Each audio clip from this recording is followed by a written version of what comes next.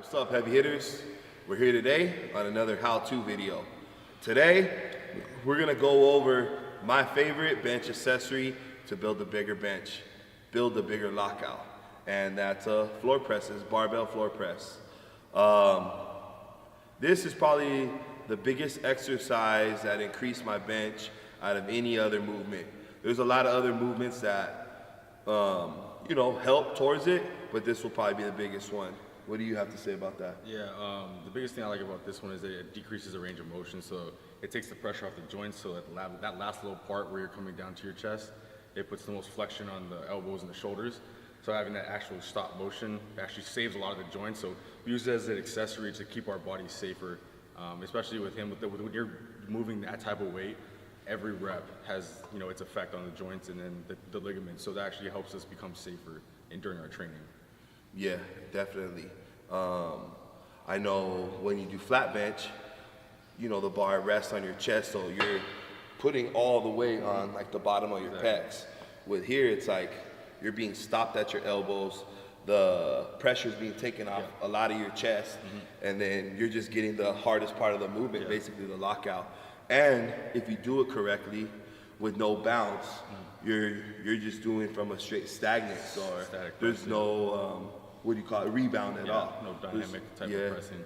Exactly. So the one exercise that's kind of similar to this is a spoto press, but we don't even do spoto press no more because big boy, like you tweaked your chest or something like that. I've tweaked it like two times in the spoto presses. Yeah, that's more dynamic. It's like more transfer of energy, but here is more static pausing, so then you can actually initiate the press yourself, and the other way, if your body doesn't know how to transfer that energy, and you will see more effects like tearing the pec or strains on the muscles. Yeah, so we're gonna teach you how to do floor presses. Make sure you guys implement this into your routine. It'll take your bench to the next level. Yeah. All right, so I'm gonna take you through my form and my technique. I think I've been doing this for a while now, even before Topo started coaching me. So I kind of had my own technique. Topo kind of helped me out with it a little bit, but it's not too strict, and it doesn't need to be too, I don't know, what do you call it, Chris? Like, it doesn't have to be too strict. Yeah, it doesn't have to be too complicated. It's just kind of where you're comfortable, and you just want to make sure you're doing it correctly. That's it. There's not really too much back tightness you really want to put into it. There's not going to be leg drive. There's not those type of things in this movement. This is basically for your lockout. So it's a pretty basic movement, but if you don't know how to do it, it could be complicated. So I'll show you guys how to get down. So basically, lay on the floor. The floor is gonna be your bench. So lay on the floor. Get nice and center with the bar. All right, so you're gonna get centered up with the bar. Same thing as bench.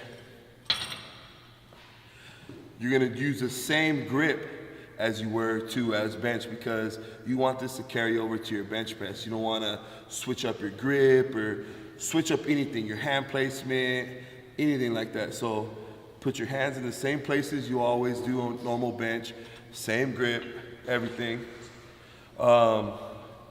With this, there's not really much back tightness you can get, because you're not gonna bring the bar to your chest. It's just gonna stop here at your elbow. So there's not really much, in my eyes or my experience, not really much back tightness. Maybe Topo will tell you something different.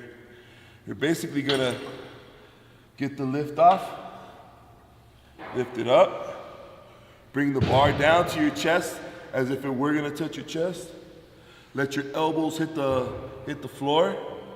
And for me, I like to hold it for about maybe half a second, so you're not using momentum. You're not coming down and just kind of bouncing it up. Hold it for a half second, and just explode. Get the power up. So once it hits, your elbows hit the floor, just explode up. And make sure you guys lock it all the way up. It's not gonna be constant tension or anything. It's just about, boom, working that lockout. So once you come down to your elbows, hold it for half a second, boom, explode up. Make sure you lock up all the way to get the tricep. Show you again. Explode. Yeah, I think that's pretty basic. Chris will take you through his, and then we'll talk about it afterwards. Yep. All right, so kind of taking it off where Big Boy left off. Floor press, the benefits of that, and kind of how we implement it as we go along in our training cycles.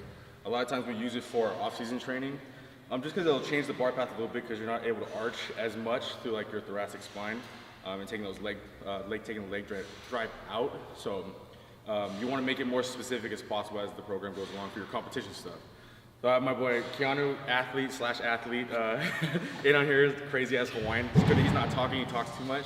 So we're just gonna have him go through the exercise, and then he's been my athlete for a while, so he knows kind of how I want bench press to look. He had a stint with some other people, right? I'm saying, but we'll go over through the technique and how it might have helped him in his press, or I mean, and anybody else's presses too. So go ahead and hop down. Do your basic grip, everything the same that you regularly do on your bench press. The one reason that I say that it changes your bar path is because now that my legs aren't sucked back, it's not gonna put my chest at a higher position or like a decline-ish. So it's gonna be kind of more flat. So we're really focusing on that not so much the lat drive, but the tricep and chest drive to do that lockout, like Big Boy is saying. So we'll just go through 5 reps with Keanu. So the biggest thing that Big Boy did that always really did really well for him is that he never rested the bar on the floor. He always lets his tricep hover where his lat is. And that's where that activation comes from, through that pressing and the activation of the barbell path.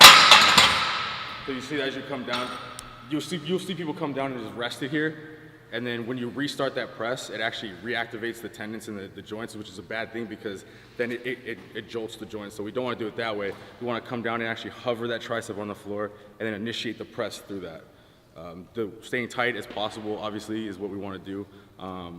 Like we said, the Spoto presses stuff, that helps out a lot too, but if you're doing a lot of weight, then you are putting a lot of pressure on that dynamic part of initiating a different muscle group for the bar press. So to kind of reiterate on this form right here, as we watch Keanu go through this movement, you see how his elbows are coming at a 45-degree angle. If you've watched our bench press tutorial before, you'll see the reasons why. We talked about it for like 30-40 minutes, so I'm not going to go over it.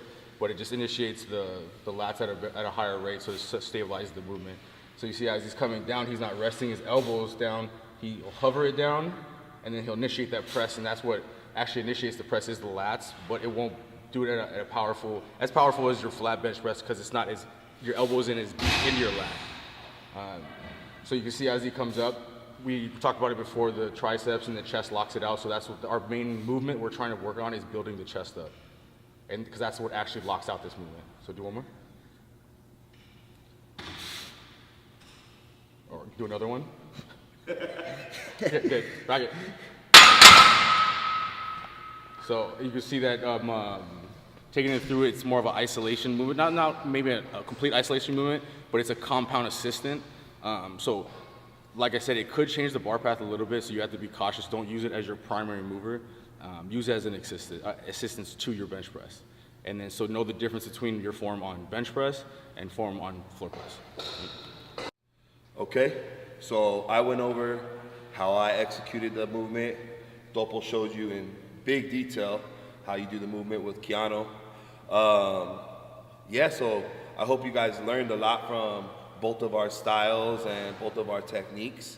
Another thing that floor presses do, it allows you to overload work, right? So the same thing, it's not gonna put so much tension on your pecs. It will take the tension off your pecs, but still overload the tricep. So we actually just did this for my competition. We overloaded with some big time weight because the pecs were sore. We still wanted to push weight, so we did some big weight with bands and stuff too.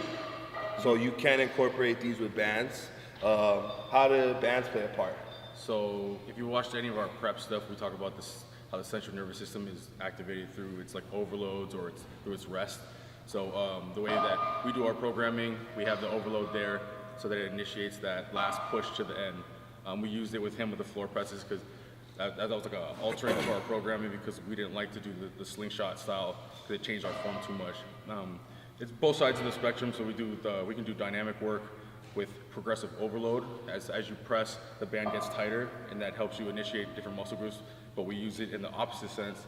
The band's coming from the top down, so that as you come down, it takes the weight off your chest, and then as you press, it gets heavier. So that progressive overload in that sense too, that takes the pressure off the joints a lot more because obviously the weight's lighter near your chest and that band's helping more. So that's another tool that we use as injury prevention and strength pushing and empower. Nice.